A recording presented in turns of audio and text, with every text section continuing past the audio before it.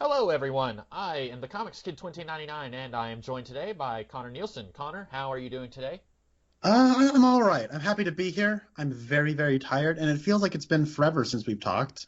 It It does, yeah. hasn't been that long, but the world's been on fire, so Uh, well, everyone knows about the coronavirus, which is kind of kicking the world in the groin lately. But then, literally, the day that you and I were going to do this podcast, a F4 tornado came and tore through my town. It is no laughing matter. It may sound like I'm making light of it, but killed a few people. I think about 20 people in my county died.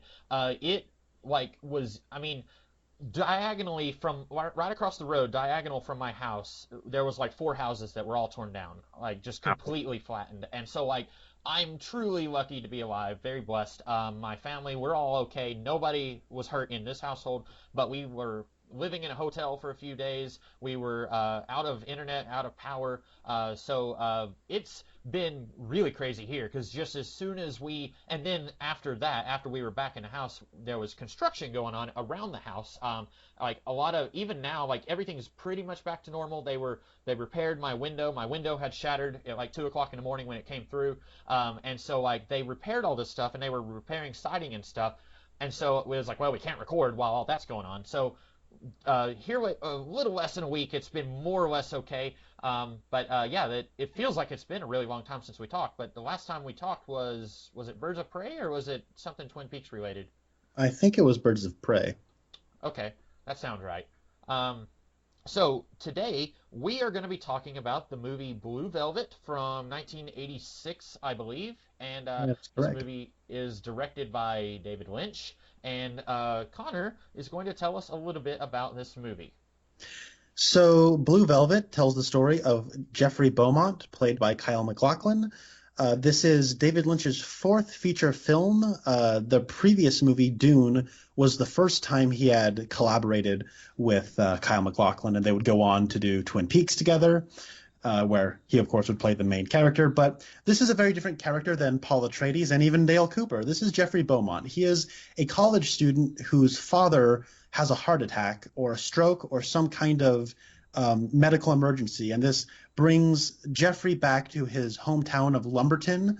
And while he's back home and has nothing to really do, he ends up finding a severed human ear, and that spawns a bit of a mystery of sorts, but really it's kind of a coming of age dark tale of kind of noir tinged, neo-noir tinged tale of there's a lot going on here on a psychological level. Anyways, you have like psychosexual stuff going on, you have abuse happening, physical abuse, mental abuse. You have uh, the duality of man, darkness and light, goodness and evil. And this was David Lynch's second time being nominated for Best Director at the Academy Awards. The first time was his second feature film, The Elephant Man. And I chose this because it's kind of notable as a kind of a proto Twin Peaks. Hmm. There's a lot of connections to be had here in terms of the environment and the themes that are going on here, but I do think it stands kind of on its own as its own piece. This is probably the most well-known David Lynch film, maybe besides Mulholland Drive. But that was much later than this. So this was kind of for a while, like the David Lynch movie kind of cultural touchstone, because it's also famous for revitalizing Dennis Hopper's career, because he plays basically the villain of the movie who is kind of at the heart of the mystery that Jeffrey kind of spirals down into. But there's also a lounge singer played by Isabella Rossellini that he gets involved with, who's also involved with Dennis Hopper. And then Kyle MacLachlan also starts to be seeing a girl named Sandy, who is played by Laura Dern. Laura Dern and David Lynch also had many, many collaborations, this being their first. Now, I picked this, and I kind of joked around saying, all right, Comics Kid, you're going to hate me because I'm going to make you watch this movie. So let me know. Do you hate me? Connor, I like this a lot more than I thought I would. Yes! Yeah, I was Yeah! a little even further back than the last time we spoke when we were talking about like Twin Peaks season 2. I think you had said this was a movie you did not think I would enjoy, but you thought I should definitely watch it. And when you said that, I was like, oh no, because you know me, the kinds of movies I watch is like pure entertainment. I don't really go in for like the dark human drama. I like, robots and explosions and stuff like that. And I like well done versions of that. I watched a movie last night that was like nothing but awful like car chases and action stuff, and I hated it. But like, I enjoy movies to be well done and have like good characters and stuff. But I'm usually in a very specific wheelhouse of like fantasy, sci-fi, that kind of thing, stuff that's like not air quotes real. And so when I knew this movie was, even if you hadn't told me it was David Lynch, I would have probably figured out, okay, this feels a lot like something David Lynch would do. Like it's got all that stuff you said, like the human drama, like a coming of age story with a lot of like really heavy themes, sexual abuse, like thoughts of suicide and stuff like that. So it's not a movie that I would probably watch again, but I enjoyed myself watching it the first time. Oh my goodness, I'm so happy. That's great. I'm glad you enjoyed it more than you thought you would. Hmm. I guess I should just kind of give my impressions. This is the fourth time I've seen this film, and so it's interesting because this was never one of my favorite David Lynch movies. This was just kind of the really popular one that a lot of people really, really liked. It's kind of like basically this is to David Lynch's career what Pulp Fiction is to Quentin Tarantino's career.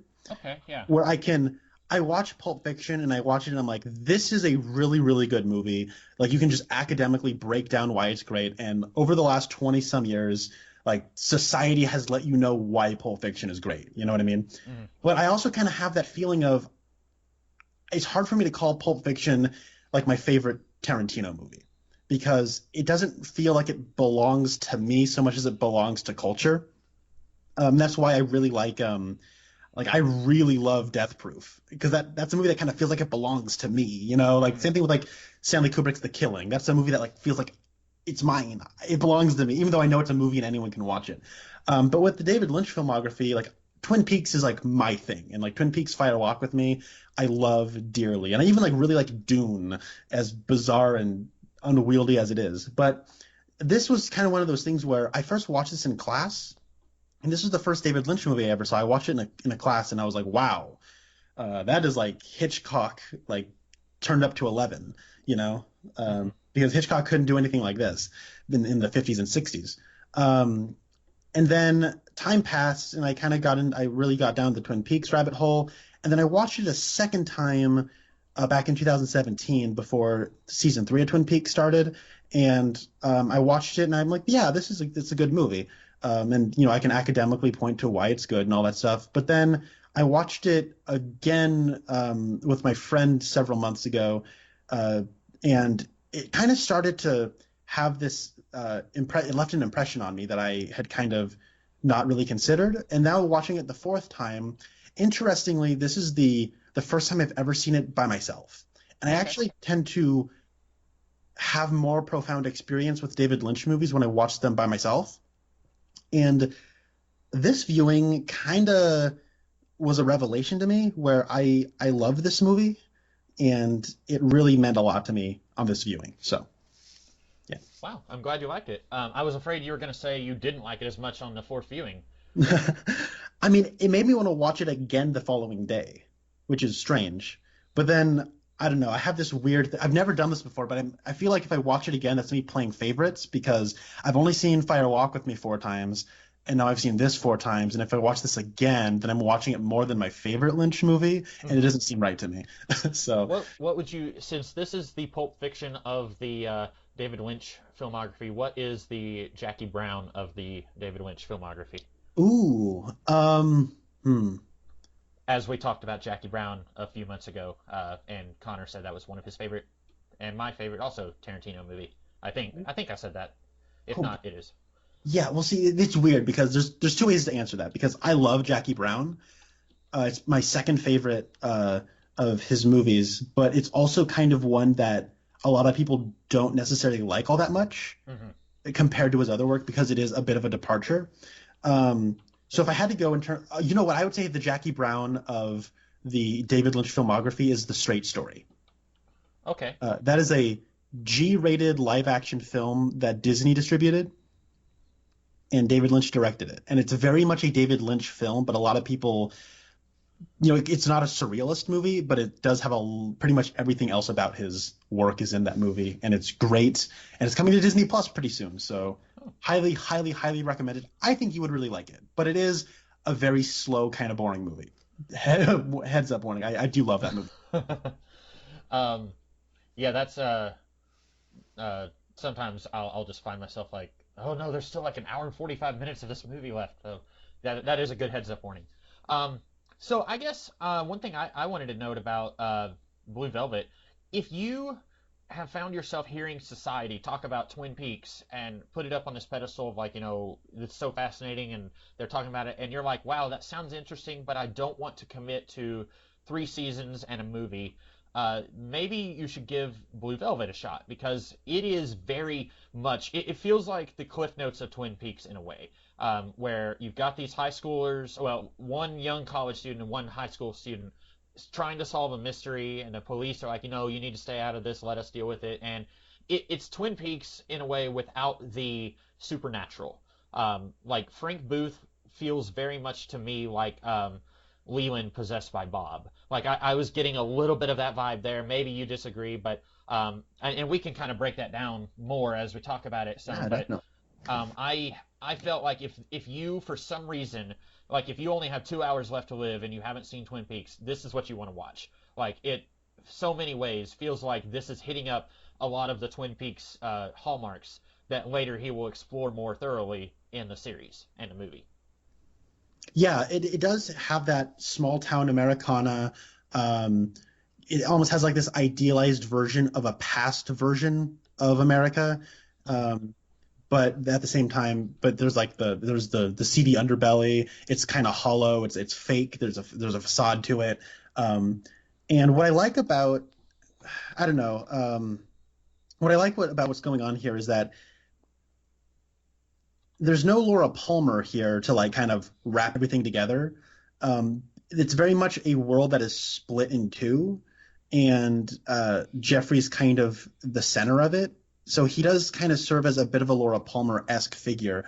But I actually wrote a paper back when I was in college about the how Lumberton and Twin Peaks kind of could be the same town, but the different perspectives were given. One is from Jeffrey and the other is from Laura. One is, a male and the other is a female, and how they like kind of view their environments. Because for Jeffrey, it's just home. And then he kind of figures out that there's a lot of bad stuff going on here. But as for Laura, she's aware of the bad stuff from a very, very, very young age. So, Yeah. I agree, though. It does have a lot of those same ideas of Twin that Lynch would later extrapolate more in with Twin Peaks. Yeah, and I was specifically the connection I felt like that was there with Frank Booth and Leland. I was reading trivia about this movie, and there's an actor, Steven Berkoff, was apparently David Lynch's first choice for Frank Booth. He rejected it, and he said there's nothing but destruction in that role. I disagree because now Frank Booth is a very monstrous character, like 99% inhumane evil. But there's that one scene where he is watching Isabella Rossellini sing at the nightclub, and Jeffrey sees him there, and he's like got a little piece of her dress in his hand, and he's kind of crying, and so that reminded me so much of Leland, like when he's got Bob in him, but he's trying to like he's almost coming out, but he's not in control of what's going on, but he knows what's going on. That reminded me of that. But if you take out that 10 seconds right there, Frank Booth is a horrible monster. I don't know if I go so far as to say he's all destruction, but then apparently Dennis Hopper said nobody wanted to play this character. He said he didn't have a problem with it because he identified with Frank. I wouldn't go that far either. If I was an actor, I wouldn't say that I did identified with this character, but I don't think that he's just pure evil either. Yeah, I know that Dennis Hopper really, really wanted this role, but he had gained a very notorious reputation as difficult to work with. And so everybody was kind of saying, "Don't hire Dennis Hopper, don't hire," but he really wanted to play the role, and they gave him a Well, chance, and I think it paid off because he's kind of iconic. I mean, I guess to a certain audience. I remember being younger and like people that were like my parents' age, and like my uncle's age, like Generation X type, like kind of older Generation X people. They would be like, "Oh man, Dennis Hopper and Blue Velvet." Oh, you know what I mean? mhm. They're the same kind of people who when you reference the Elephant Man, they know what you're talking about, you know. Um, but when it comes to yeah, this character, I guess we can kind of dive into him. So it's not subtle. Like this is not a very subtle movie. It's weird because it kind of assaults you with very um, striking images that are very like in your face and just kind of hit you. But it also kind of operates on like this weird dream logic where things just kind of have this strange air to them where you're not exactly sure how real what you're looking at is, but it can only exist in a movie. Like I don't know. I'm thinking of like at the very end, there's like Mr. Yellow, the Yellow Man, whatever his name is. Yeah, He's dead, but he's standing up, yeah, and it's that just was odd. it was such a it's such a strange thing, and it like there's a lot of stuff like that in the movie, you know. That's kind of a more grounded version of like the little person dancing in the red room, right? Like Yeah, when Jeffrey walks in and sees that scene, that feels a lot like uh, Agent Cooper being pulled into the red room and seeing the giant and the little person and the music playing. It's like a reined in version of that. yeah, and but the movie definitely has Frank Booth look. It's basically Jeffrey's POV where he's sitting in the back of the car, and then Hmm. you have uh, what's his face, Frank, look right into the camera and say like, "You're like me," Hmm. and he's like it's like kind of one of those like classic cases of like the villain is a good villain for this hero because he's basically just the hero flipped, right? Hmm. Because what I like about this movie is that at its heart, it's a coming of age movie. It's not really a mystery because it's a mystery for Jeffrey, but it's not a mystery for anybody else. And like everyone else kind of knows what's going on, and he's just kind of playing sleuth because he's bored. And he what my brother kind of had a realization, um, sometime in the last few years, where he said that like ignorance is not a virtue, and I feel like that is kind of what this movie's about. Is that Jeffrey? He's ignorant to everything that's kind of going on in Lumberton, and kind of what this movie's about is him figuring out what's going on and then having to find out who he is in terms of like who he is as a bad person, and then having to choose not to be that bad person. Hmm. Um, and then Frank is just kind of like what he'd be like if he chose to be ignorant, or maybe if he didn't choose to be ignorant, but if like he did discover who he is as like a bad person, and then chose to just go with it without overcoming that bad person. So he's impulsive. He just kind of does what he wants. He's very abrasive and he's rude and he's kind of like has power over everybody and he's kind of screams at everybody and he's kind of like physically like like you feel like he'll physically punch you at any point if he doesn't like what he's seeing, and so there's like a submissiveness to everybody else because he's so overbearing and I feel like Frank is used perfectly, like just the right amount of screen time is given to him, Hmm. because he says a profanity almost every line, and I don't think any other character has profanity. Dean Stockwell, his Oh, character. that's true, he does. Yeah. um but he kind of makes Dean Stockwell swear. Right, yeah. It's he Frank Booth is a terrifying character. Like possibly the scariest villain I've seen in anything. Like I recently starting last Halloween, I watched through the Silence of the Lambs and then the two sequels. Actually, I guess I don't know. There's several movies, but the three with Anthony Hopkins. I've watched through all those, and he has this reputation of being like the greatest villain in cinematic history, and I don't know, like watching Blue Velvet, Frank Booth is so much more terrifying than Anthony Hopkins I'm sorry, Hannibal Lecter, because Hannibal Lecter, if you're nice to him, he'll be nice to you, pretty much. Like he eats people who are rude and wicked, or if you're not good at playing the violin, then he'll eat you. But like Frank Booth is, you just accidentally sneeze and he'll like snap your neck. Like he is just and so much scarier than something like Pennywise the Clown or Darth Vader, because this kind of guy, I believe that he exists in the real world. Like there's no such thing as demon clowns, but there is such a thing as like rapist drug dealers who are crazy and evil. So like Yeah, this and is his whole demeanor is so like rude too. mhm, He's not like suave or cool, and that's the point. Is he's very childish, and mhm, it's like one of those things where he's like a child who has the physical capability of making people do what he wants them to do, and so it's like there's like that part where uh he's like he gets out. I forgot where that was going, but like he plays mind games with people, right? Like when he first mhm. meets Jeffrey, he's like, "You want to go for a ride, neighbor?" "No, I don't."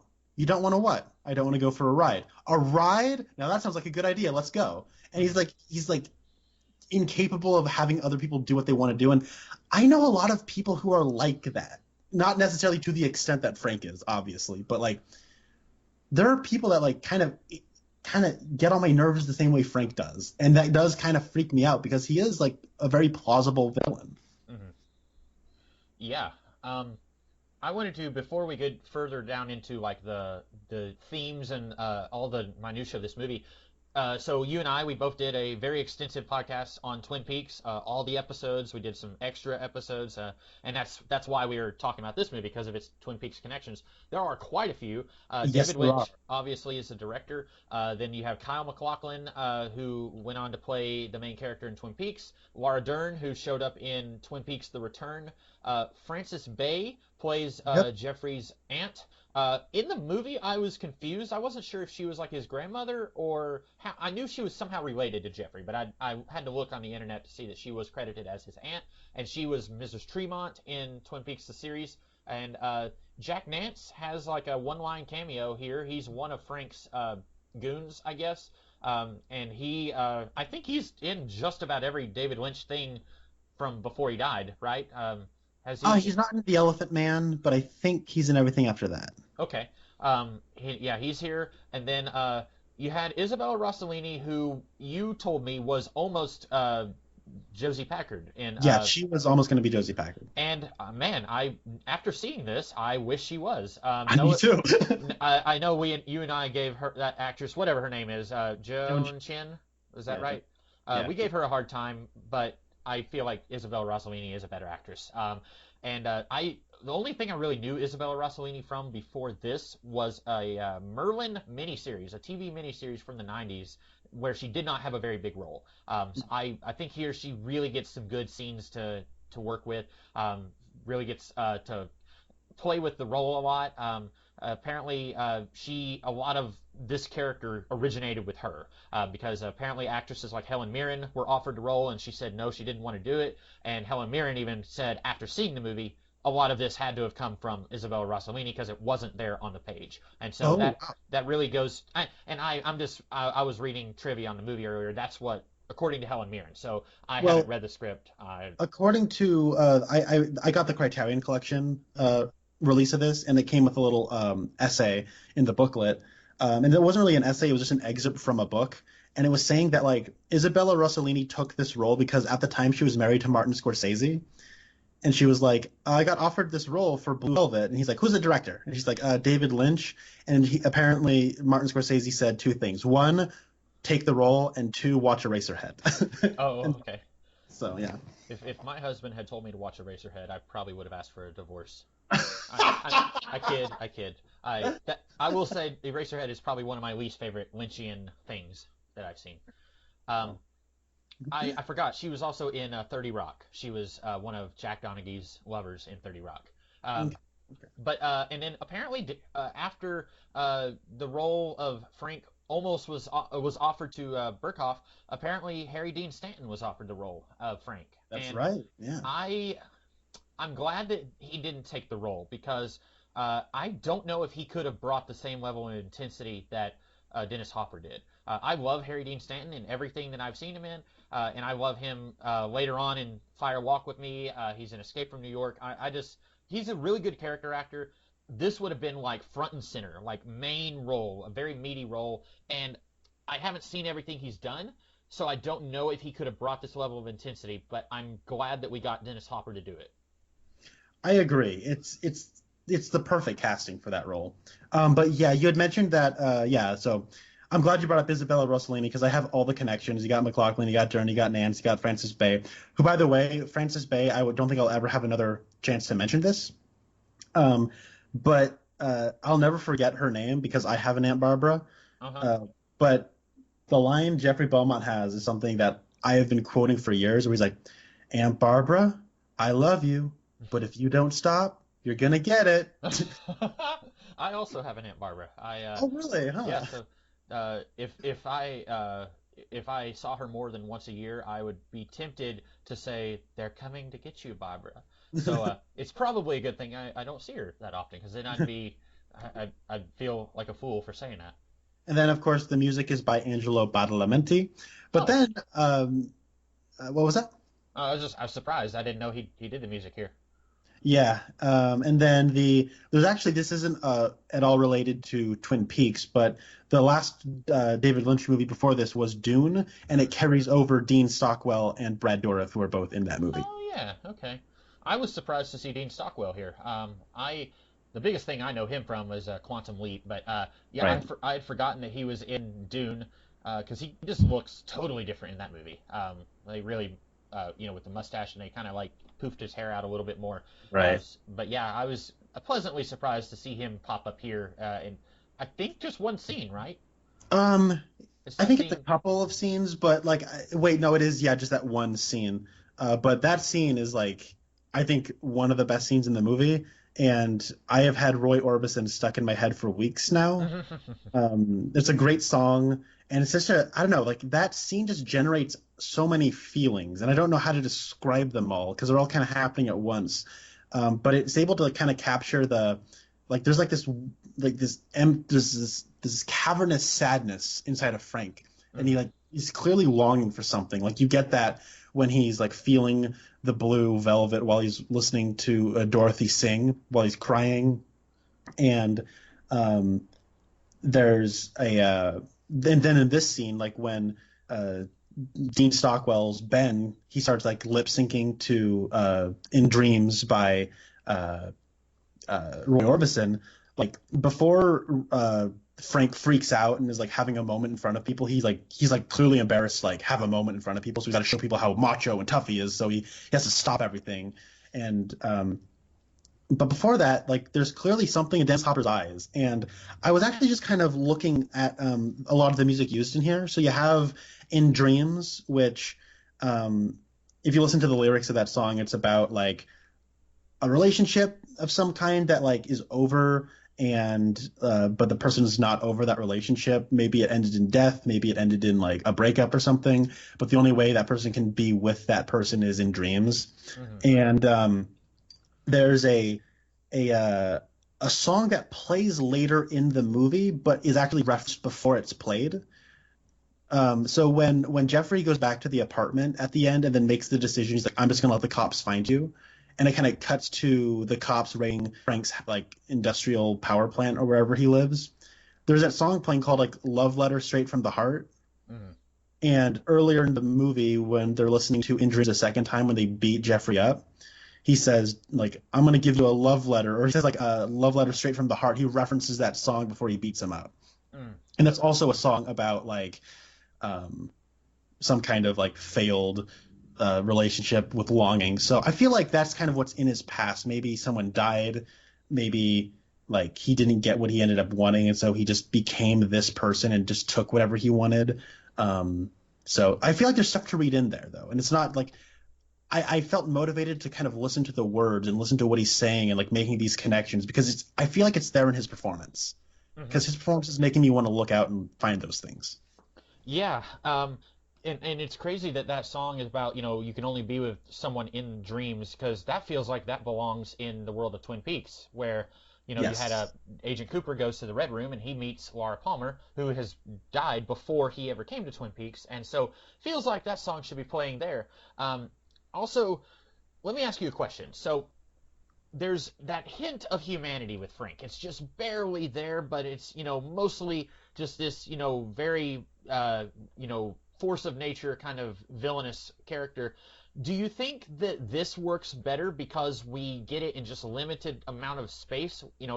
It's done in 2 hours. We don't have hours and hours to really play around with this world and all these characters like we do in Twin Peaks. In Twin Peaks, I feel like I have really come to know Leland Palmer and all of the characters. Some of them, are just kind of played for laughs, but some of them you really get, like, when you watch the first episode, you really have no idea what's going on with Josie. And, even though we kind of laughed at some of the stuff going on with her character, you find out more about her because they had the benefit of having several hours to play out her storyline. Right. Do you think that it works better with Leland or with Frank? Like, if the road that we took, went in a different direction, and we had 3 seasons of Blue Velvet and then Blue Velvet Fire Walk with Me or whatever, do you think that would have been better than what we got, or do you think it works better that we only get what we get here? Oh dear, I don't know. I really like this. See, I see what you're coming from with like how the character of Frank Booth probably inspired Leland and what we find out about Leland. Mm-hmm. But I do think that they are their own characters and they do what they do in their narratives perfectly, because the kind of the mystery of who really is Frank. Like, I have my own theory on that, but that ambiguity that's with that character, I think, makes it, because he's an analog. His character is just, he's an opposite for Jeffrey. That's who he is. Mm-hmm. And so, like, kind of having like him as like a vague notion and like the lack of specificity of just Jeffrey can become this person, and giving him like a detailed backstory might take away from that parallel to draw between the two of them. And I think adding more specifics might make that connection between the two of them too overhanded. Mm-hmm. But with Leland, I think that having basically his actions being the catalyst for the story and then kind of backtracking to it works for that as well.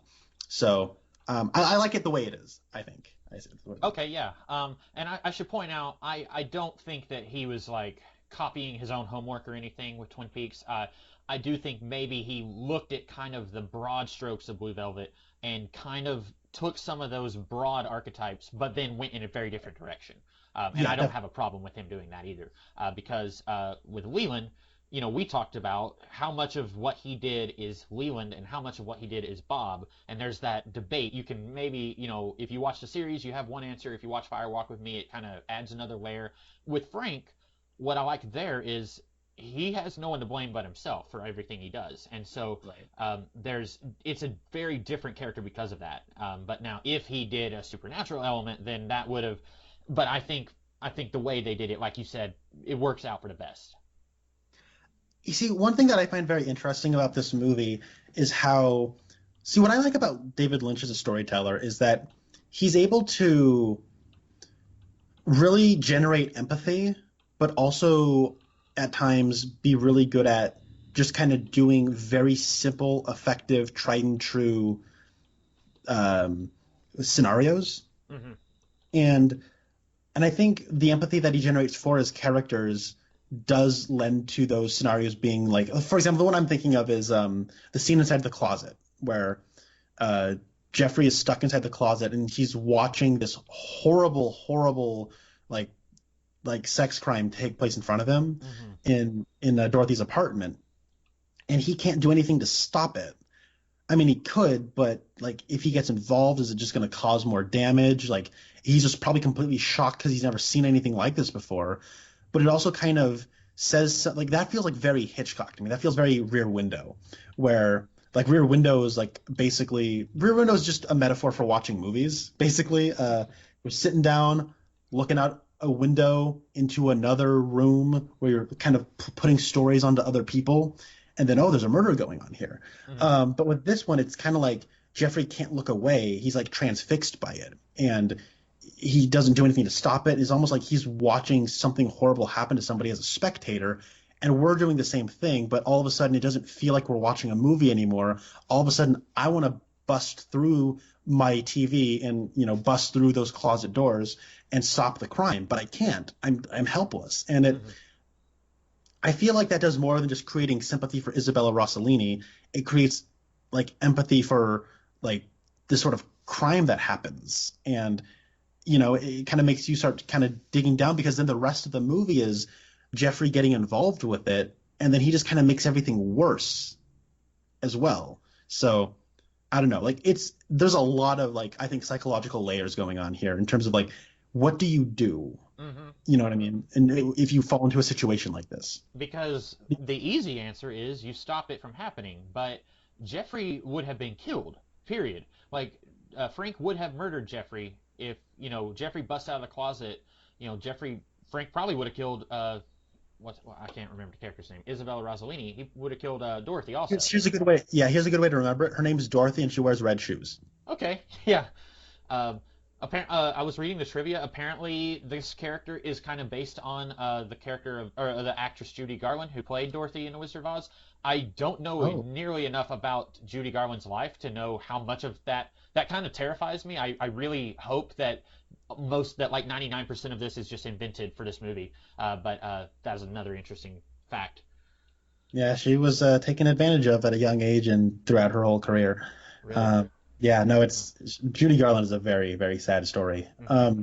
And then, so one thing about this movie that I've really grown to love, or it's been profound to me, is actually Jeffrey's character, because at first I'm like, okay, he's just some guy, Mm-hmm. all right, but as the years have gone on, like I've really started to see a lot of myself at that age in Jeffrey, and I think that kind of the way it handles its coming of age tale is a lot more relatable than a lot of coming of age stories. Because now, look, I'm a sucker for a good coming of age story.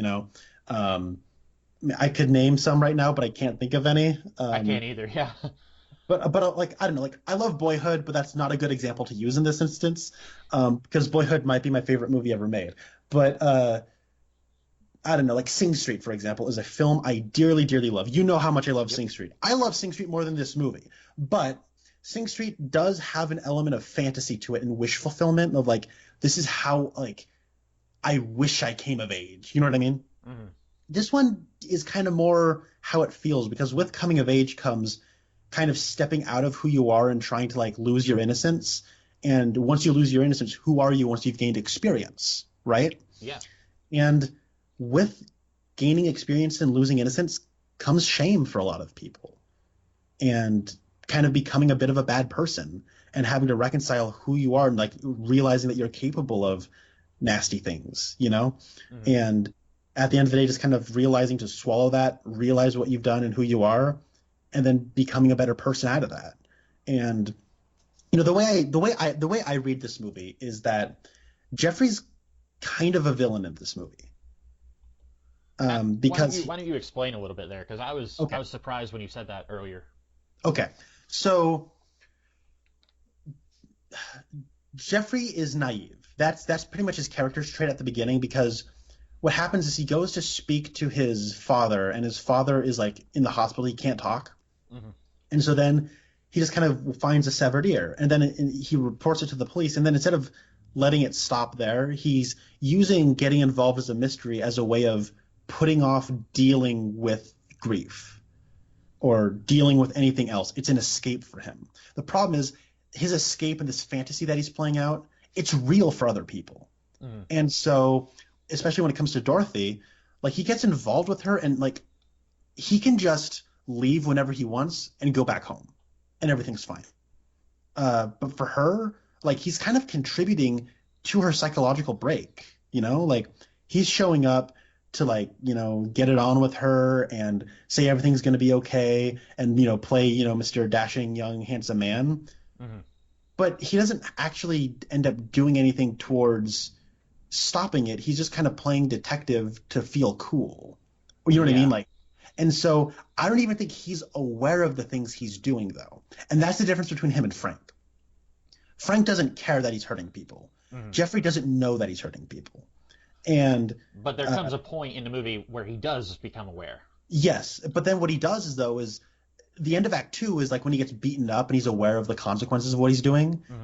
And then he's like, you know what? I'm just not going to get involved. But guess what happens? He's still done his thing. He still put his disease in her. You know what I mean? And so when she shows up to like kind of ruin the parade, ruin the because basically the way it's been is that there's the nighttime scenes, there's the scenes where it's a good old day, and there's the scenes where we're in the underbelly. But then the underbelly comes up to have a reckoning, And then what ends up happening is he needs to go back and finish what he started. And so he has to go in there and finish what he started.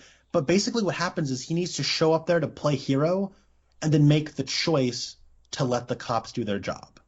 You know what I mean? Yeah. And that I think is extremely important. But he also needs to be the person to kill his shadow self, Frank Booth. So that's why Frank Booth shows up, because like I think it's really cool what's going on there is that it comes across like it's making these generalizations, like this is how you have to be, but then as like the scenes continue to play out, it adds nuance to it. You know what I mean? Like because that's the way life is. When scenarios come, things are not always just an easy binary of this is what you do, because when your actions have consequences. Okay, once you've made that action, what are the consequences of that and how do you deal with that? And by making that own choice, they're making your own content. You know what I mean? Like it's a never ending, life is a never ending cycle of making decisions, and there are consequences, whether they be good or bad, but there are consequences. And from there you make choices and then choices and choices. And there's a bunch of other stuff that's going to happen as a result of your own choices as well as other people's choices. And it's just like, I think it's a very well layered examination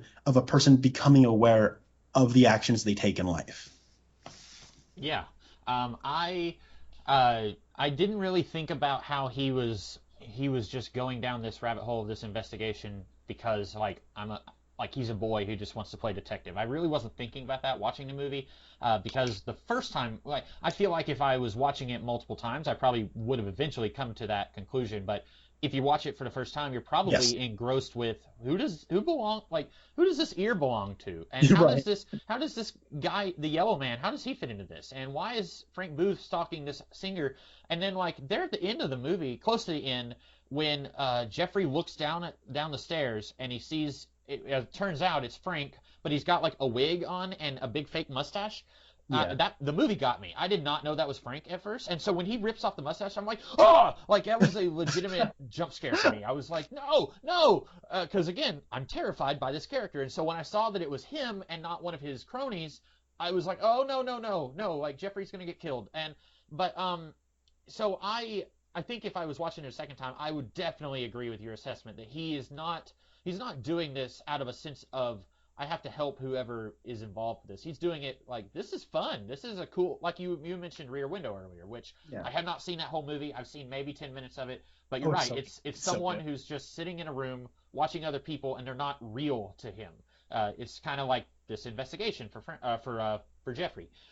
And if I may take it back to Twin Peaks, Donna and James, when they're going through their various adventures in Twin Peaks, and at the end of season 1, when they you know what? You're going to hate me for not remembering. Who was it that they kind of gave a heart attack to at the end of season 1 of Twin Peaks? Is it Dr. Jacoby? Yeah. And then they're like, haha. Well, no. Go ahead. What happens is they lure him out to some place, and then he gets hit over the head by something. Right. Yeah. And we find out it was maybe Leland. Yeah. And then doesn't Donna's dad kind of fuss at her and say you need to someone got hurt because of what you did. Maybe I'm misremembering. I think so. Yeah. Okay, so I haven't seen.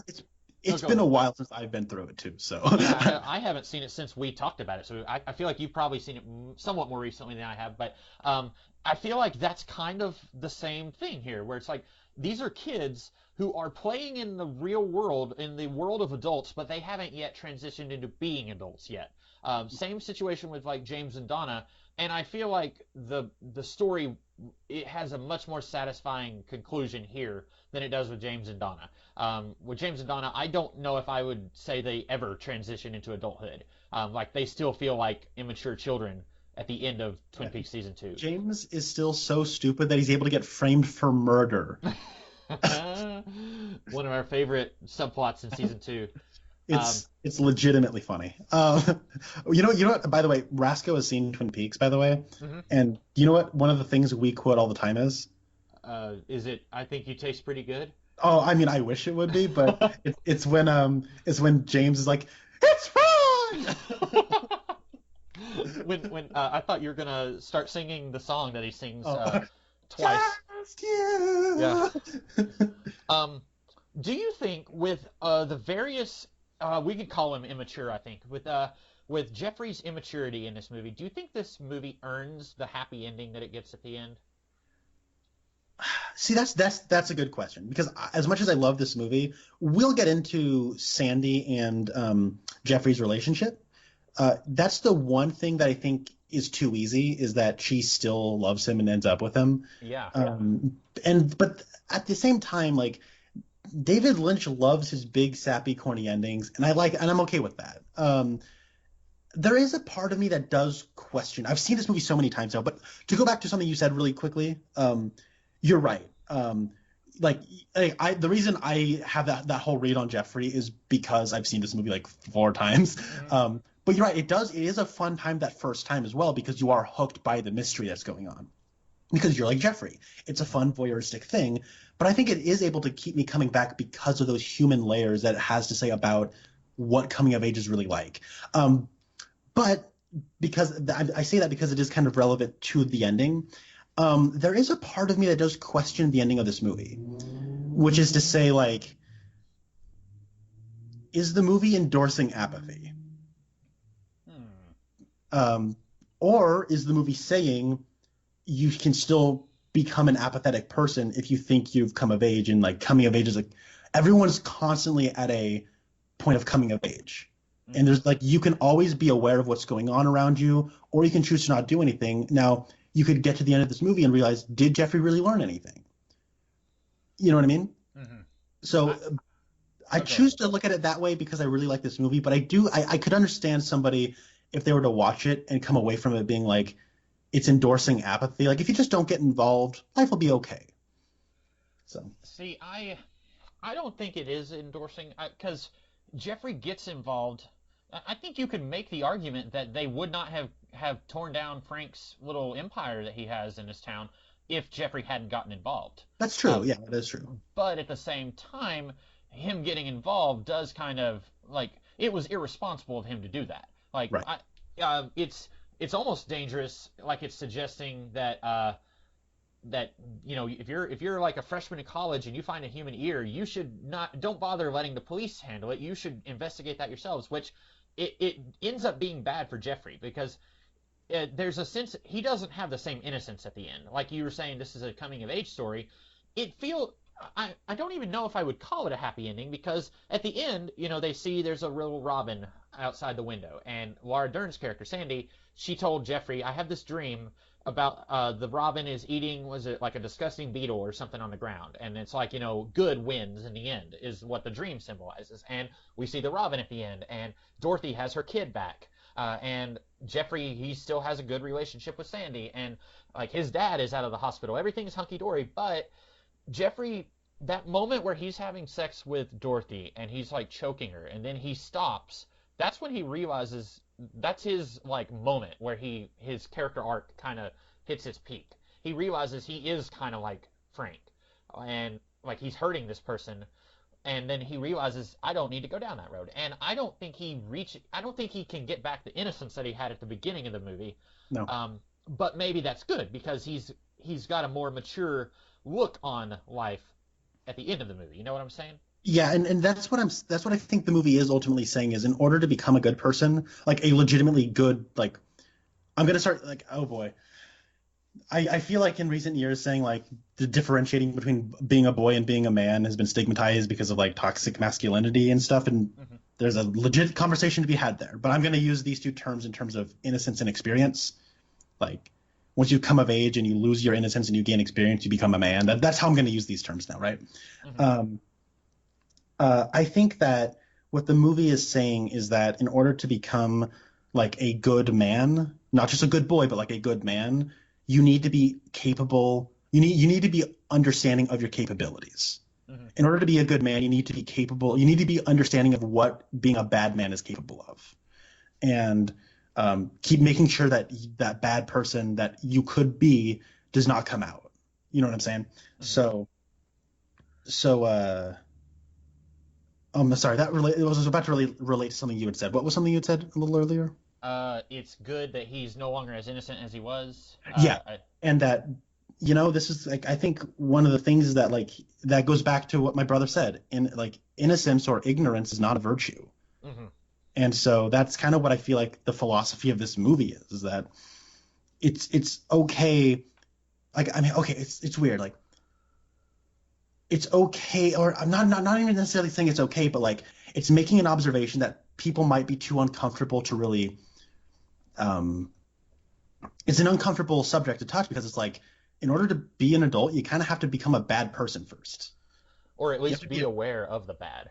Yeah, but how do you become aware of the bad? Yeah, yeah. You kind of have to like make your own choices and realize what the consequences are, and there's a lot of shame that comes with that. And like that, it's a very layered psychological discussion to have. Like it's a really kind of not ethical quandary, but it's a brain teaser, and it's kind of a really nuanced, touchy subject that I think makes a lot of people uncomfortable. And I really commend this movie for bringing that up in a way that's also a very watchable movie that has, I think, really cool characters. And I don't know, I really like this movie a lot. I've grown to love this movie. So let's talk about Sandy. I first of all, I love Laura Dern's performance here.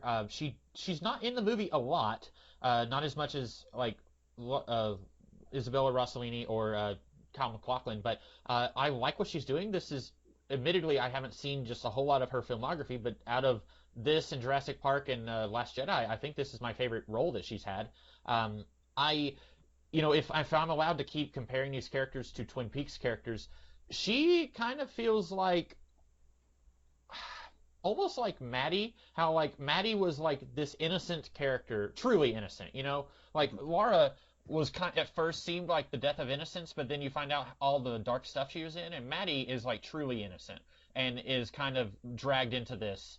Yeah, And but I but think that's what they're trying to do with Donna in that show. But I don't think Laura Flynn Boyle conveys innocence very well. So no, uh, what was the actress's name in Fire Walk with Me? Was her Moira name? Kelly, Moira Kelly does a much better job of conveying that doe-eyed innocence. Yes. Like she looks like a live action Disney cartoon. She Um, does. Yes, she does. but I think Laura Dern does a pretty good job of it too. This is also the youngest I've ever seen her in anything. I think But this is her first role, or at least okay, one of her first roles. and she comes from an acting family. Right. We've seen The Hateful Eight. Her dad was Bruce Dern in that.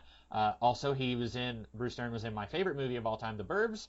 Shout out to everyone who just loves hearing me talk about that.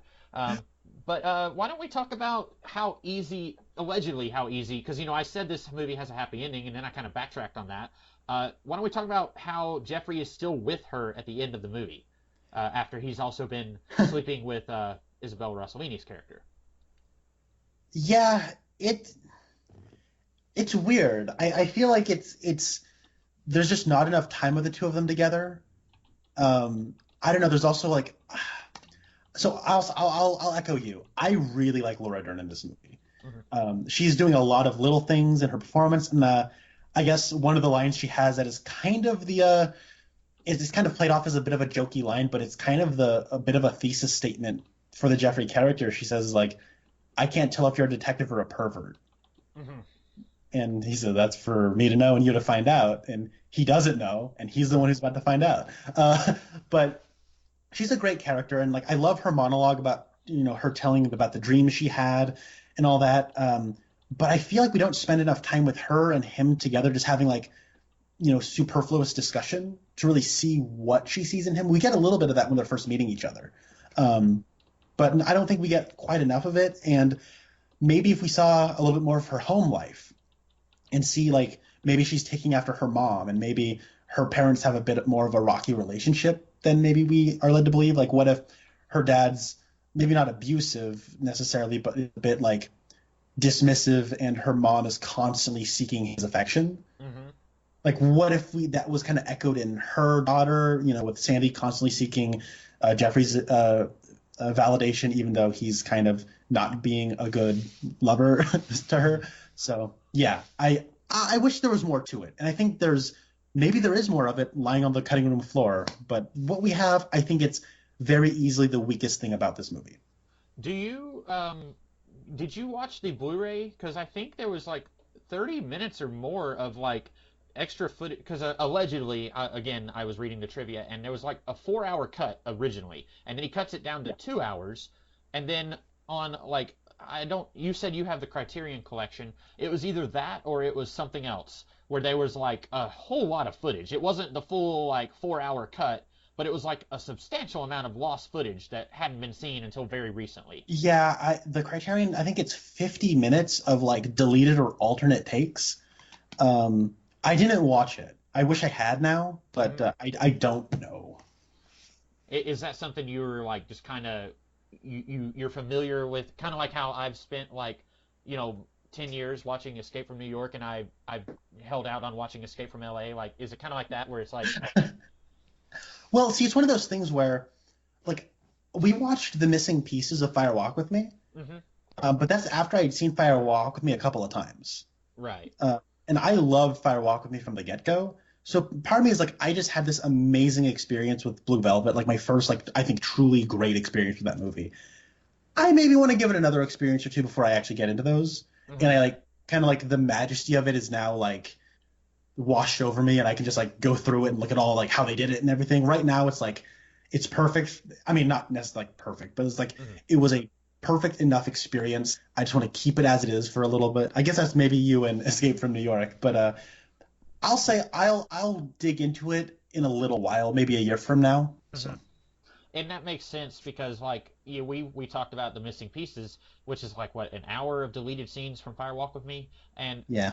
I remember those scenes, but also whenever if I ever get back to Twin Peaks or to Fire Walk with Me, the movie, I can watch that movie and just say this is the movie, and I can ignore the missing pieces. I've compartmentalized it in my brain where whenever I so choose, I can call up those memories and say, that was a funny scene with Pete arguing about the logs. But when I'm watching the movie, I can say this is in the movie because it needs to be in the movie. And in the same way, I think this movie works very well on its own. I have not seen any of the extra footage. There's very little about this movie. Well, I do agree with you that it would have been nice to have seen a little bit more of these two and their relationship. And that's one thing I like about Twin Peaks is that if you just watch the pilot episode and then the final episode of the series, it's going to be really confusing and you're not going to have an emotional attachment to any of these characters. But if you watch every episode of the series, you're going to fall in love with Andy and you're going to fall in love with even the faux British guy that Lucy had a thing with. I can't remember his name. Oh, Dick Tremaine. Yeah, you'll even fall in love with Dick Tremaine and uh, all these characters who aren't crucial and at the center of the Laura Palmer experience. You're going to fall in love with these characters because you're spending so much time with them. And so if you had more time with these characters, you probably would become more engaged in their life. And as is, he probably had to make sacrifices. Well, what can I cut? I have to leave this and this and this, so I'll cut a little bit of the lives of these two characters here. Apparently, Jeffrey was supposed to also have a college girlfriend before he finds out that his father had a heart attack, and she would have been played by Megan Mullally, who I think I'm pronouncing that right. She was in Will and Grace and Park Recreation. Um, Oh, but is I'm she the kind one with of the high pitched voice? do what? Is she married to Nick Offerman and have the high pitched voice? Yes, correct. Okay, And interesting. I'm glad they cut that because then he would have had three women that he was triple timing, and at the very That's least, too. Yeah. yeah. Right now, it's just him. He has this pure relationship with Sandy, a wholesome, almost childlike relationship, and then he's got this dark adult, relationship that's abusive and psychologically, all kinds of horrible things going on. I like the duality, but if you add even, having a third girlfriend in there would make him more unlikable, but also it kind of disrupts the duality doing that. No, I agree. That's a great way of articulating it. I want to say one thing about Sandy. hmm Um, did you catch her dad's name? I did not. What is her dad's name? Well, do you know their family name? No. Is it William? It starts with a W, doesn't it? It's Williams, and her Okay. dad is Detective Williams. Ah, and this was after Star Wars. Yeah. John Williams would have been a known entity. That's Yeah, kind of funny. it's funny because they never call him John Williams. They either call him Detective Williams or John. And I think Okay. they're aware of that. It's kind of like when Raymond Burr was in the original Americanized Godzilla movie, Yeah. he played Steve Martin. But when they reprised his role in 1985 with the start of the Heisei series, Uh-huh. uh, Steve Martin was a known comedian. So Right. they only called him Steve or Mr. Martin. Uh-huh. They never call him Steve Martin in that movie. So Yeah. similar thing going on here a whole year later with I Blue like that. Panther '96. Yeah. Um, I'm trying to think of what else we could discuss here. I will say, when I watched this movie, there was one scene that kind of confused me, and I don't know if any of the extra footage in the movie would have helped. But near the very end, in the climax, you've got the police are kind of tearing apart Frank's criminal network on this one end of town, and then Jeffrey is over here in the apartment, and he walks in, and you've got the guy standing up, and there's someone else who's dead. They're both dead. I was a Yeah. little confused about how that happened. Because then Frank comes to the apartment after Jeffrey is already there. And so I wasn't sure if Frank killed them or if someone else killed them. So the way I think is that Frank killed them and then had to go back to his like where he lives to grab something and then come back. Okay. Because the man who's dead, who has his ear cut off, that's Dorothy's husband. Right. Um, so maybe he had a whole thing there. Like, 'cause that's the thing. When Jeffrey's our POV character. When Jeffrey kind of says, "I'm not going to get involved after getting beaten up," we don't really know exactly what's going on. Hmm. And so I think it's okay to not exactly know what's going on. Just like, because I don't think anything really contradicts a timeline of where Frank is going, because we don't really know where he's going. Right. It's kind of like Twin Peaks, how Mark Frost and David Lynch had no intention of solving the murder of Laura Palmer. That was just a vehicle to explore the world of the town of Twin Peaks and these characters interacting with each other.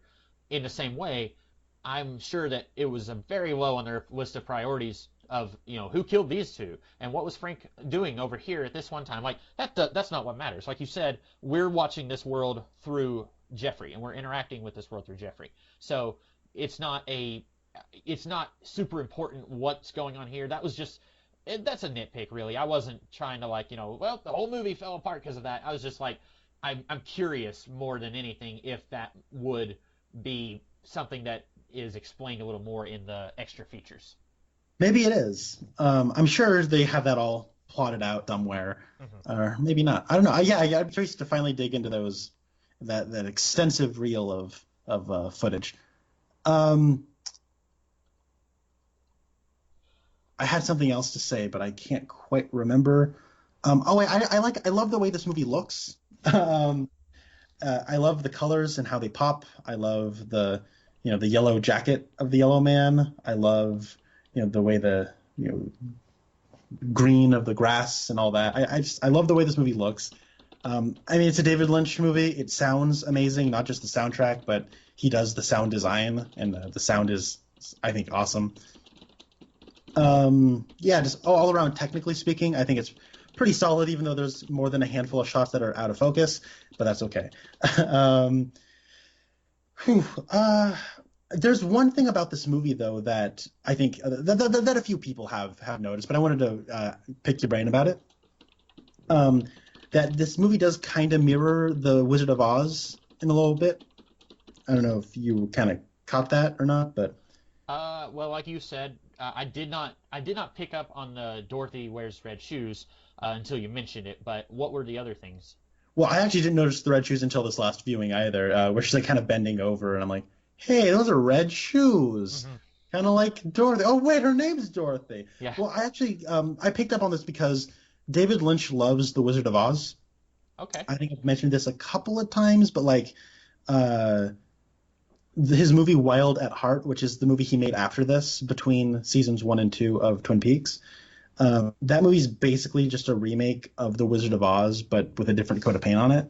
Okay. And this one has a similar thing where early on, we like right as Jeffrey's about to get involved in this, we like go right into that severed ear Hmm. and we go way into it, and then it's like we're going inside of somebody's mind, or we're gonna go see somebody's dreams, or we're gonna go see something. Like we're kind of being transported through this ear, right? Hmm. Similar to how the tornado, maybe that's too soon. I'm sorry. Takes. I wouldn't Uh, have even thought of that.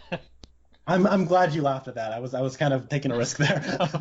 That was good. um, but you know how like the tornado takes Dorothy away from Kansas and into the wonders of Oz land, whatever it's called. Hmm. Um, and then at the end she comes back. And then at the very end of this movie, it's kind of this long shot coming out of the other side of the ear, like it's a severed left ear that Hmm. we go into at the beginning, and then we're coming out of Jeffrey's right ear, and then everything's all hunky dory and everything's fine.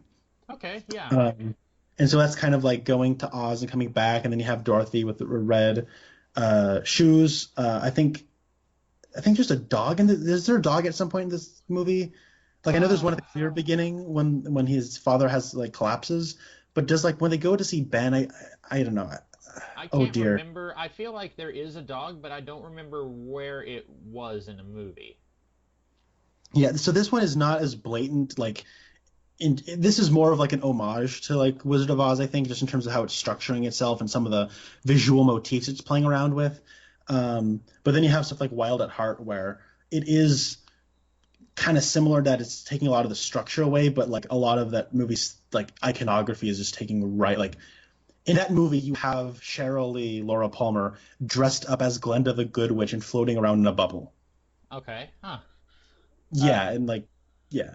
So, that does explain David Lynch's love for that movie. It makes more sense now. The scene where Jeffrey tells the Scarecrow that he will miss him most of all. Uh, that sounded like the most fake laugh. Like I'll give you that one because I said the tornado but that joke. was But that legitimately funny. okay, I'm sorry. I had 3 hours of sleep last night, and I've okay, been talking. I have a little bit of a headache, and so I'm trying to like not laugh too hard to I where I get you. hurt Um, myself. But no, that was a legit laugh. mhm. Legit laugh, Um, listeners. I will say I am legitimately surprised that David Lynch is such a fan of Wizard of Oz because that seems like you think of like, well, the pre, when before Jeffrey finds the ear, when he's still in that state of innocence. You think of innocence, the thing that jumps to mind is like the Wizard of Oz, like, pre Watergate, stuff from the 50s, like Leave It to Beaver, or I don't know, like I can't think of anything else from that time period. Obviously, there's stuff from that time period that is considerably darker, like, Gone with the Wind deals with a lot of heavy stuff that was going on in the real world during the Civil War, and then like there's movies in that time period, even in the 50s, that deal with some pretty heavy stuff. But I think of the Wizard of Oz as being like the ultimate childhood thing, where it's like there's nothing bad. Like the worst thing is a witch who wants to steal your shoes, right? And like there's Yeah, obviously some pretty messed up stuff in that movie, and like in the making of that movie, there was some messed up stuff. Like they, gave her amphetamines to keep her awake in the movie, and during the filming. But like that movie seems so pure and innocent, and then David Lynch is like very the opposite, I feel like. But then like you said, he loves his happy endings, and this movie, it does end with pretty much everything about as happy as it could be after you've spent 2 hours with, sexual abuse and psychological manipulation and stuff like that. yeah. So if I had, and I'm just pulling this out of my butt, if I had to wager a guess, I'd say that like David Lynch does love like the fantasy and the innocence of Wizard of Oz, but then he also has like fixations about the real world, and Hmm. so he's kind of like wanting to bring those two loves together, and maybe it just kind of expresses itself in the way that it does because, yeah, I don't know. Uh, I think it works well. This yeah, no, I agree. Yeah, apparently, when David Lynch was a kid, I don't know how old he was, but he and his brother were coming home from school, and they saw a naked woman, like dazed, walking down the street, and that apparently was like the genesis of this movie, and it had a profound effect on him. It made him cry, and that, along with the song Blue Velvet, kind of helped him form the idea to make this movie. And so you saying that about like the real world, that definitely I can see that. I feel like he, with like the exception of Dune, which Dune is, how we were saying like the Quentin Tarantino, like with Jackie Brown. Jackie Brown is yeah, the only Tarantino movie based on something that Tarantino didn't wholly create, and Dune yeah. also is. based on a novel by Frank Herbert, and it almost feels like an oddity in the rest of David Lynch's works because it's It something that does. someone else created previously. But like all these other things he does, even when there's supernatural elements, it's still very much dealing with the real world and the heavy stuff in the real world. Yeah. Going back to that story that Lynch tells about how he saw like a naked woman. Like he said it was strange because like they were walking home and it was foggy outside and there was like no one around. Hmm. And he said it did feel like a dream. And then he saw this naked woman come out of like the mist and just walk past them. He said it was like he could tell it was two things. Like he could tell something bad had happened, and it was also the first time he'd ever seen a naked woman before. Hmm. Yeah. So like that is definitely going to leave an impression on somebody. Like the first time you see like the whole idea of like yeah, you get married and you have sex and like the naked body, it's this beautiful thing, and it's romanticized a lot. Hmm. But if somebody's first impression is like they see something that's kind of uh, society says you must covet. It's this thing that is kind of this. It's special. It's we cover ourselves up, but it's the naked body. It's something special. Like and then seeing that, and then being filled with like some kind of like intuition that something bad has happened. Hmm. Like that, I don't know. Yeah, I feel like that kind of feeling he must have felt. I don't know. I felt something while I was watching, but while I watched this movie, and maybe it's that feeling he felt, and he was just able to very, I think, brilliantly communicate that through the movie he made. Hmm. Yeah. Um, and that you're right. That felt like that one scene where they find Isabella Rossellini and like Laura Dern is crying. Like, by the way, I don't remember the actor's name, but the guy who played Laura Dern's ex-boyfriend, I kind of like that he wasn't pure evil there. Yeah, I keep coming back to Twin Peaks comparisons. It kind of reminded me of Bobby, how he starts off as like this jerk who's almost like a psychopath, but then you start to feel for Bobby, and he's kind of a victim here more than you first thought. And this guy, whatever his name is, he's a football player, and he was dating Laura Dern, and now she's dating Jeffrey. And he comes, it's like I'm gonna beat you up, and then he sees this woman, and at first they're like, oh, is that your mommy? And then they're like, wait a minute, this is messed up. We need to pull back here. And then he's like kind of apologizing, going, hey man, I'm sorry. And I like that he's like he's I do too. Yeah, it humanizes him. There's not a single character, even Frank Booth, has an element of humanity. I like that. and that's what I like a lot about David Lynch. I think there are exceptions like the Baron, Vladimir Harkonnen, and Dune, but most of his characters do have a touch of humanity to them. Yeah. And I mean, Wild at Heart has just some insane evil people in it. Part of me wants to watch that with you, but then also not, Hmm. but then also do because like it's basically like there's like 100 like every member of Twin Peaks has a cameo in that movie Oh, really? because he shot it between making the pilot of Twin Peaks and doing the series. And then it was released between seasons 1 and 2 during the summer, and it won the Palme d'Or at the Cannes Film Festival, which is like their highest honor. Oh. But it's also his most polarizing movie, and it's very uncomfortable and excessively violent, and like it's probably the hardest movie of his to watch that I've seen. Okay. Um, but it also has Willem Dafoe in one of the best roles ever. So Speaking of Willem, he was almost offered the role. I think he was offered, or maybe he turned it down. But he was almost Frank Booth also. that would have been cool. Um, That would have been, and I know he could have pulled it off, but I'm still really happy with what Dennis Hopper did. Definitely, definitely. I was actually watching Dune last night on Blu-ray with my brother. It was Spencer's first time ever watching it. He had no familiarity with the book or anything, so that was fun. But Jurgen Prochnow, who plays the Duke Leto Atreides in that movie, he looks Yeah. almost exactly like Willem Dafoe. It's shocking. Uh, Uh huh. but speaking of, I don't know how true this is. My college professor told me this when we were discussing Blue Velvet in class. So I don't know if this is just like she heard it from somebody else who heard it from somebody else, or if this is like a matter of record. But apparently, the character of Sandy was originally offered to Molly Ringwald, I've heard that. Yeah. and but she was like John Hughes, like the good girl or whatever. And then her parents read the script and were like, absolutely not. So, I definitely think her career would have taken a very different turn if she had taken this role, but I was confused about that because it's not like Sandy herself is in any of the really violent, you know, it's not like they asked Molly Ringwald to play Dorothy, Right. right? Yeah, exactly, Like, exactly.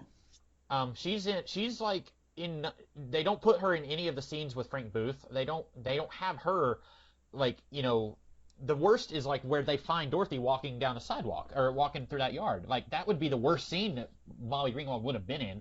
But I'm happy with where they went with Laura Dern. I do too. Yeah, Um, no. I mean, Laura Dern, now Academy Award-winning actress Laura Dern. I love her. Um, I mean, she won for Marriage Story, but I still like in about 2 weeks, Little Women comes out on DVD and Blu-ray. So you'll pick a movie. My next pick after your pick will be Little Women because of Laura Dern again. Uh, okay. she is so awesome in that movie. But I love her, and her career might not have had the trajectory it's had it not been for this movie. So I am very, very happy that she got the role because I think she's great. Yeah. Um, is there anything else you wanted to tackle? I think I've exhausted everything. I just want to say, I really like Kyle MacLachlan as an actor. He's not Yeah. ever going to win an Academy Award, but that's okay. He does Everyman very well, and he does like kind of innocent and naive very well, and he plays it in such a way that is the way people tend to actually be, as opposed to what you think of when you watch a movie. And I think he does a good job of like being an actor, but also trying to bring that reality to it. The scene I think of most is where like he starts crying. He's like, "Why are there people like Frank?"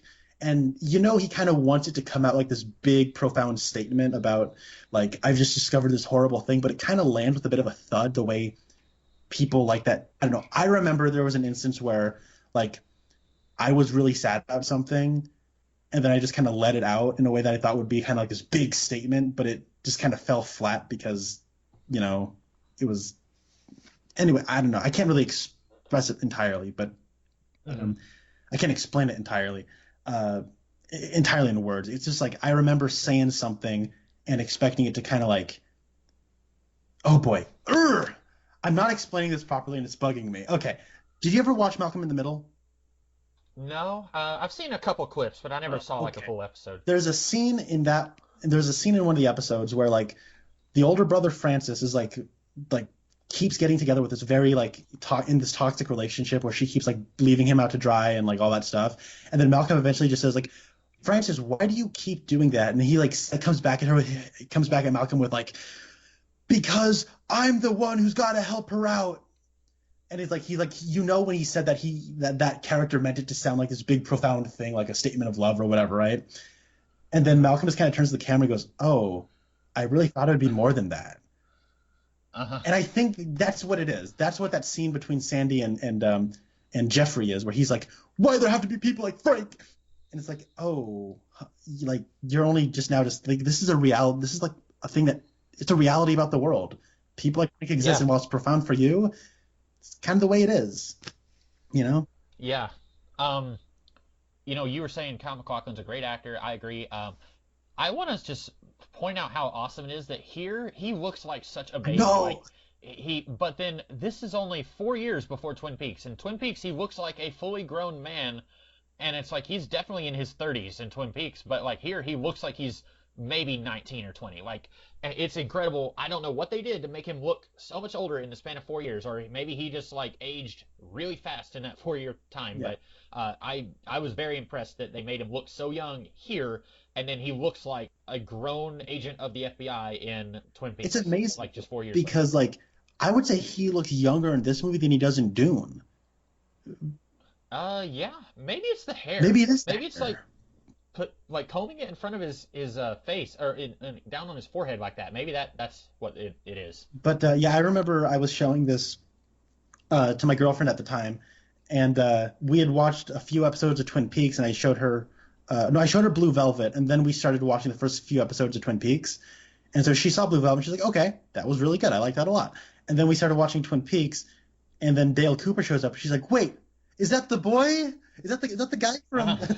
from Blue Velvet?" I'm like, "Yeah." She's like, "Whoa!" She had the same thing you did. Like, he looks so much younger in Blue Velvet. It's crazy. And she stopped and she was like, "Wait, what's the year difference?" I'm like, "Only 4 years." And she's like, "What? Really?" or Yeah. youth. Like it is a legitimately crazy age difference just by looking at him. And this was his second role. He was Dune and this. That's So that's really incredible that he feels like a seasoned actor. Even though he looks young, he doesn't feel like a rookie actor here. yeah, that scene where he like wakes up after getting beaten up and he's just sitting on his couch, or sorry, sitting on his bed, and then thinking about like how he hit Dorothy when they were together and like kind of like the path he's been going down the last few days or week or whatever, and he just kind of starts crying. Like that's a hard scene to do as an actor, and I think he pulls it off. Yeah. Um, well, that's all I have. You didn't have anything else you wanted to hit up? Nope, that was all. Well, we will be back sometime soon. Connor, have you ever seen the movie RoboCop? I have not, and I'm so glad you are recommending this. This has been on my list of shame forever, man. Well, I don't know if I would say it's on my list of shame. I've never seen it. I grew up kind of a sheltered life. Like, I would watch like made for Disney movies. Like that was the norm for me. Like it wasn't until I was in college that I started watching. I think before I graduated high school, I had maybe seen one rated R movie. And so like in college, that was when it's like, yeah, Terminator movies, Alien, Matrix movies. Like I just kind of like hit it all and still have never gotten around to watching any of the RoboCop movies. I've heard people's, the consensus on some of them, but I've never seen any of them. I'm glad to hear that you haven't either, so we'll both be coming into this one fresh. It stars, well, I don't know about stars, but Miguel Ferrer and Ray Wise are both in this Yeah. movie. When I got Rasco to first start watching Twin Peaks, he said, "It's got Cocaine Man from RoboCop." I'm like, "Who?" And he's like, "The FBI agent, the mean one, Albert." And I'm like, "Oh, okay." So I guess he snorts cocaine in RoboCop. So, yeah, Cool. That's always a good criteria for movies. I agree. Well, I'm so excited. I knew I would recommend this, but I always forgot to. So I'm so glad he finally brought it up. This is awesome. Yeah. I only fairly recently found out that both of these actors are even in the movie. I had bought it just independently of knowing that. I bought it. It was a like buy two get one free situation online, and then after that, I still haven't seen the movie, but then after I bought it, I saw that those two actors were in it, and I was like, oh, that needs to be something I suggest. So we will be talking about the original RoboCop, not any of the sequels, not the remake. And that will be in a few weeks probably. I like the idea of trying to hit these up. I don't want it to be too long before we do another one. But yeah, that'll be the next thing we will do. We won't be doing New Mutants the movie because that one's been delayed for the 400th time. I can't think of any other movies that we were going to talk about anytime soon, and if they've been delayed. I mean, they're like movie theaters are all closed now. Like they're all delayed. Right. Yeah, I can't think of any movies I was going to watch, I guess I should say, other than New Mutants. That was like the nearest thing I Yeah, think I was Black going to Widow watch. got delayed. Oh yeah, I keep forgetting that that's a movie that's going to come out. Whenever it comes out, I'll watch it. Unless they like do it like Disney Plus. I don't have Disney Plus, so I wouldn't be watching I'll it just there. I'll But give you my code to Disney Plus so you can watch. oh, okay, yeah. Well, we will be talking about RoboCop sometime soon. And I think that's all that we have. So in the meantime, I am the Comics Kid 2099, And I'm Connor Nielsen. and we'll see you in the future.